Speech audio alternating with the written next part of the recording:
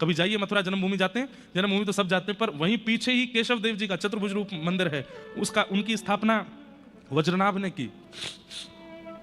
गोवर्धन में श्री हरिदेव जी हैं, उनकी स्थापना वज्रनाभ ने की। और आश्चर्य की बात बताएं, ये जितने रूप हैं, गोविंद देव जी, गोपीनाथ जी, मदन मोहन जी, हरदेव जी, मथुरा वाले कौन से बताए थे मैंने, केशव देव जी, मैं खुद ही भूल जाऊं, बूढ़े होते जा रहे हैं ना दिन ब दिन।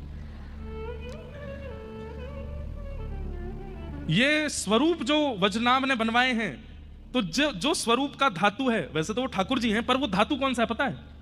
वो जो मूर्ति निर्माण हुई है, वो मूर्ति बनी किससे है? कंस के कारागृह में देव की मैया ने जिस शिला पर ठाकुर जी को जन्म दिया था, उसी शिला से ये मूर्तियां बनाई गई, उसी शिला से स्वरूप बनाए गए। फिर बाद में वज्रनाभ के बाद वो सब भूमिगत हो गए, तो फिर चैतन्य महाप्रभु के अनुयायी श्री रूप सनातन गोस्वामी दोनों वृंदावन आए, तब रूप गोस्वामी जी ने गोमा टीला से गोविंद देव जी को पुनः प्रकट किया, और फिर सनातन गोस्वामी जी ने मदन मोहन जी को प्राप्त किया, मधु पंडित जी ने गोपीनाथ जी को प्राप्त किया। इस प्रकार ये पुनः, तो दो लोगों को श्राप नहीं लगा था, एक तो वज्रनाभ और दूसरे उद्धव। क्यों नहीं लगा पता है? इन दोनों पर किशोरी जी की कृपा थी। उद्धव को अभी भगवान वृंदावन भेज देंगे, 6 महीने तक उद्धव किशोरी जी के चरणों में रहता है, और वहां किशोरी जी इनको प्रेम सिखाती हैं, और तब आशीष देकर के भेजती हैं, कालांतर में यदुवंशियों के ऊपर एक पहाड़ गिरेगा, वो तुमको स्पर्श नहीं कर पाएगा।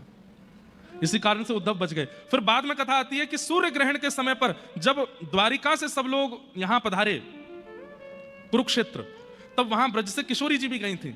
तब सारे द्वारिकावासी किशोरी जी का दर्शन करने के लिए गए, तो दूर बैठे थे वज्रनाभ, और वज्रनाभ को जब किशोरी जी ने देखा, तो कौन है वज्रनाभ? भगवान के पुत्र, मतलब भगवान के नाती। वज्रनाभ को देख करके उनके शब्द, उनके मुखमंडल पर पता नहीं क्या किशोरी जी को ऐसा अनुभव हुआ, किशोरी जी ने उनको भी वहां आशीष दिया।